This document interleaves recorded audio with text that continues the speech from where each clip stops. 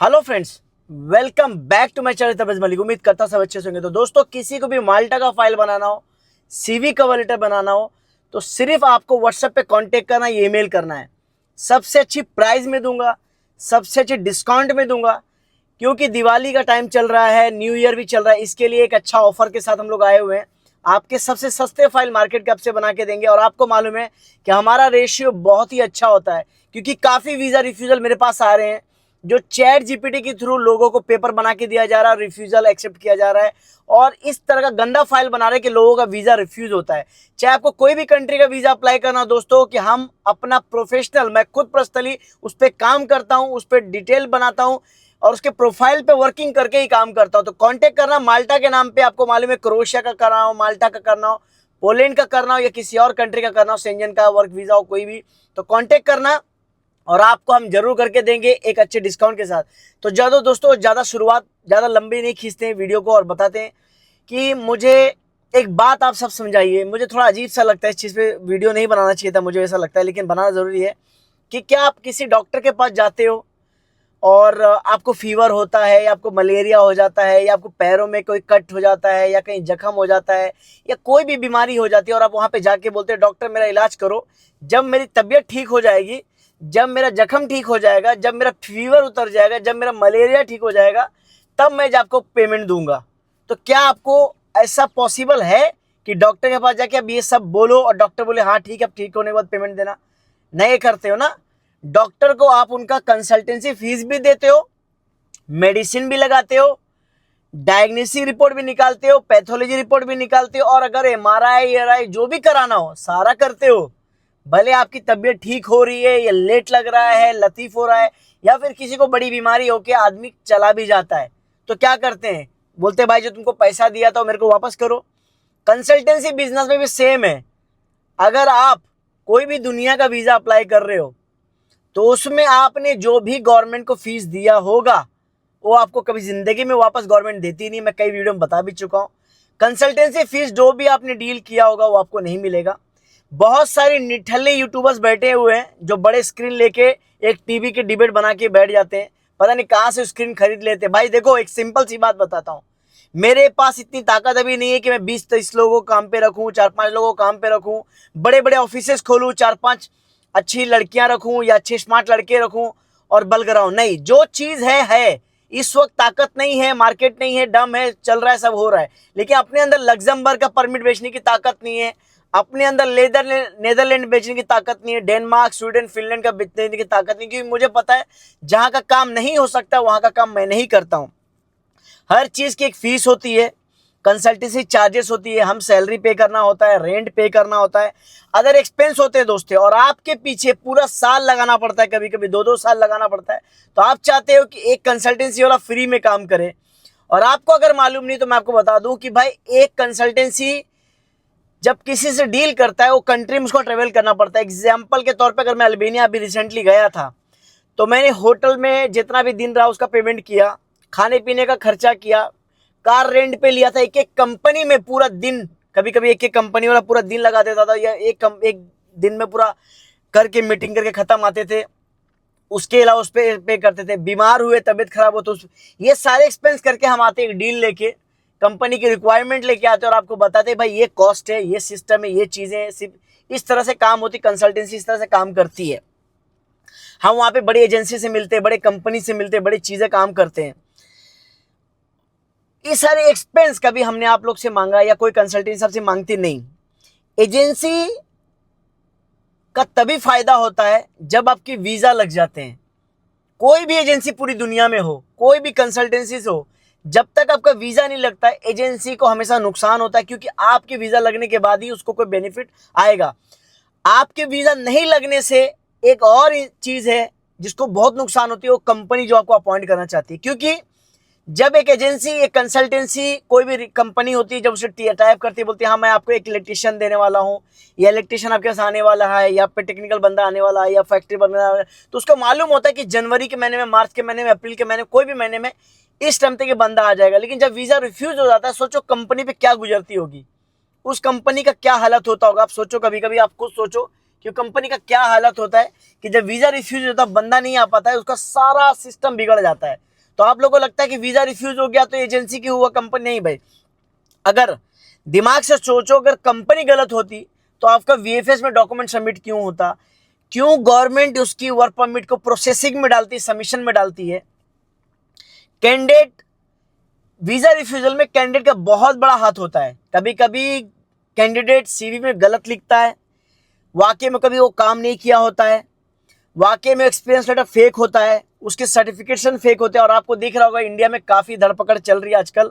Even Yui में एक नया कानून आया है रिसेंटली, मोदी ने डाला है कि जितने लोगों ने डिग्री के थ्रू वीज़ा हासिल किए हैं उस सबको रीवेरीफाई करना है। उसके लिए 100 या 300 दिरहम का सिस्टम लगाया इन्होंने। तो इन्होंने ऐसे ही नहीं लगाया, इनको पता चल रहा है कि एशियन कंट्री, खासकर इंडिया, पाकिस्तान, बांग्लादेश, नेपाल, श्रीलंका, इस समय फेक सर्टिफिकेट के नाम पे लोग आते हैं यहाँ पे और मैनेजर का वीज़ा लगा लेते हैं, बिजनेस डेवलपमेंट का वीज़ा लगा लेते हैं, बड़े बड़े पोजीशन का वीज़ा लगाते हैं। और होता क्या है, जो बंदे जेन्युइन तरीके से भी आते हैं उनको काम कंप्लीट नहीं होता है। तो इसके लिए गवर्नमेंट बहुत स्ट्रिक्ट हो गई इसके अंदर, और सबका डॉक्यूमेंट चेक हो रही। तो ऐसे ही होता है। और दूसरा, जब आपका इंटरव्यू होता है एम्बेसी के अंदर या वीएफएस के अंदर या फिर ऑनलाइन, तो उसमें आप फेल हो जाते हो। इंटरव्यू में बोलना कुछ होता है या ओवर स्मार्ट जो बंदा होता है उसके वजह से भी काफ़ी रिफ्यूज़ल आ जाते हैं। ठीक है, दिमाग से सोचो।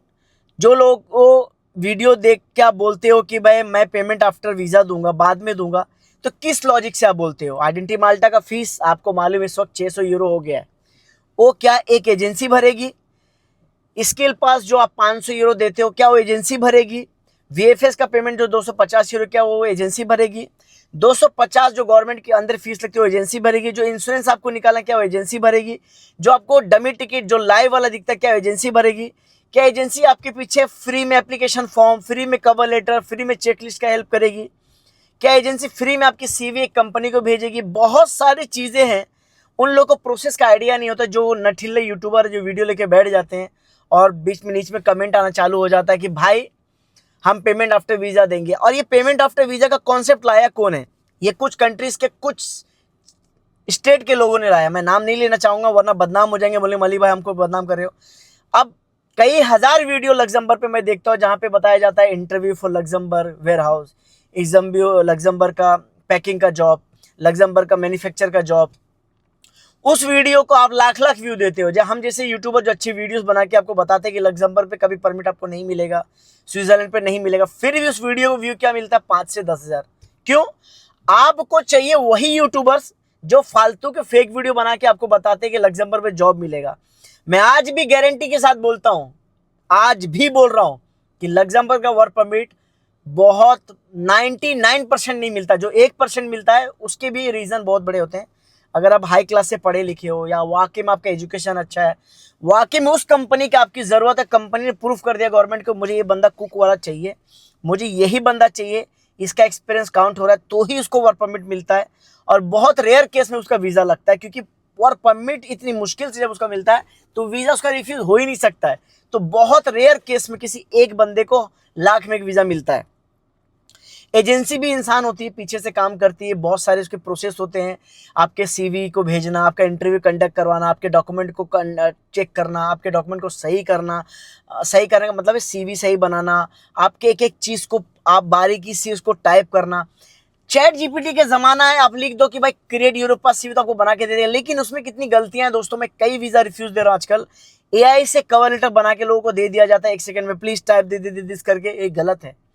हैंड रिटन जितना भी अच्छा कवर लेटर का तो वीज़ा रिफ्यूजल नहीं होता, ये मेरी गारंटी आप लोगों को है। इसके लिए दोस्तों फालतू लोगों के चक्कर में मत आइए। पेमेंट आफ्टर वीज़ा का कोई कॉन्सेप्ट नहीं है। हाँ, सिंगापुर में जो अभी काम चल रहा है उसमें पेमेंट आफ्टर वीज़ा है, बस आपको खाली गवर्नमेंट एक नॉर्मल फीस देनी होती है। लेकिन माल्टा में अगर काम कराना एग्जांपल के तौर पे, तो आइडेंटिटी माल्टा का फीस आपको भरना होता है, स्किल पास आपको देना होता है, वीएफएस आपको करना होता है, एक नॉमिनल फीस कंसल्टेंसी की जो भी आप डील सामने वाले से कर लो कि भाई आपका कितना चार्ज है नॉन रिफंडेबल, यार वीज़ा के बाद कितना लगेगा। सिंपल सी बात है, कंसल्टेंसी आपको हर चीज़ की डिटेल देती है, आप डिटेल ले लो पहले से है। लेकिन आप ये सोचो कि सब काम एजेंसी करके दे और लास्ट में आपका हाथ में वीज़ा दे, ये पॉसिबल नहीं है। कोई भी एजेंसी अपनी जेब से ये नहीं करेगी। ठीक है, अगर सच में यूरोप जाना चाहते हो, एब्रॉड में ड्रीम रख रहे हो, समझो हर प्रोसेस में कॉस्ट और रिस्क दोनों होता है। आपका ड्रीम तभी पूरा होगा जब आप पूरे प्रोसेस को रियलिटी में समझोगे। देखो मैं सच बताता हूँ, सपने पूरे करने की ताकत रखता हूँ, लेकिन कभी कभी ऊपर वाला भी आपकी किस्मत कुछ अलग लिखता है। तो वीडियो को शेयर करो ताकि लोगों को रियलिटी समझ में आए। लाइक करो, कमेंट करो, शेयर करो, लेकिन जो भी करना है दोस्तों, हकीकत से पर्दा उठाओ। फिर से बोल रहा हूं, अगर आपको खुद से भी नौकरी खोजना है तो आपको चाहिए एक प्रोफेशनल सीवी और कवर लेटर जो हैंड रिटन हो। हैंड रिटन का मतलब हो जो तरीके से खुद से टाइप किया के बना, ये नहीं कि आपको एआई से, चैट जीपीटी से बना के किसी ने दे दिया है, किसी के कॉपी पेस्ट करके दिया हो। नहीं, सबसे नॉमिनल फीस में आपको बना के दूंगा, मार्केट से सबसे कम में बना के दूंगा। चलिए, चैलेंज रहा। आपको फाइल भी बनाना हो माल्टा का, सबसे कम में बना के दूंगा। बस कांटेक्ट करना है आपको, +97 कांटेक्ट हो, यूई का कोड हो गया, जैसे 91 इंडिया का होता है, 56493554 पे। मैं आपको दिखाना चाहूंगा हकीकत के तौर पे। आप बोलते हो कि जवाब नहीं देते, ये रहा मोबाइल हाथ में उस नंबर का मेरे पास है। और देखिए, मैं मोबाइल ये लेके बैठ जाता हूँ और मैं लोगों को इस तरह से रिप्लाई करने चालू कर देता हूँ। ये देखिए, सबको रिप्लाई करता हूँ मैं, ये सबको रिप्लाई करता हूँ। पर डे मैं रिप्लाई करते जाता हूँ दोस्तों, ये रिप्लाई करते जाता हूँ। साथ में मोबाइल है, इसमें बात होती रहती है, डिटेल होती रहती है। लेकिन एक ही चीज़ कहूँगा कि जिस तरह से डॉक्टर का फीस आपको बीमारी के पहले देना होता है, कंसल्टेंसी का फीस भी आपको नॉमिनल देना ही होता है। गवर्नमेंट का फीस आप अपनी जेब से डायरेक्ट भरो ताकि आपको कोई गिला शिकवा शक ही ना रहे। क्योंकि लास्ट में अगर वीजा रिफ्यूज होता है तो बहुत सारे लोग इसी का गलत फायदा उठाते हैं कि मैंने 1 लाख रुपया, 50,000 रुपया गवर्नमेंट का ये फीस उसको दिया था। वो गलत है, वो आपने गवर्नमेंट को दिया था, जो आपको जेब में कभी वापस नहीं आएगा। वीडियो अच्छा लगता है दोस्तों तो लाइक्स का जरूर करना, वीडियो को शेयर जरूर करना। आप लोगों का बहुत बहुत धन्यवाद। मेरा इंस्टाग्राम की आईडी तबरेज मलिक ऑफिशियल है, प्लीज उसको सब्सक्राइब कीजिए, फॉलो कीजिए। और ईमेल है मेरा वीजासमलिक, जो ईमेल कर सकते हैं और अपने सवालों का जवाब दे सकते हैं। सिंगापुर, माल्टा, क्रोएशिया, पोलैंड, अल्बानिया, कहीं पे भी आपको अपने सपने पूरे करने हैं, एक ही मैसेज आपको व्हाट्सअप करना है और आपके सपनों को पूरा करने के लिए मैं आपके साथ हमेशा खड़े रहूंगा। Thank you very much.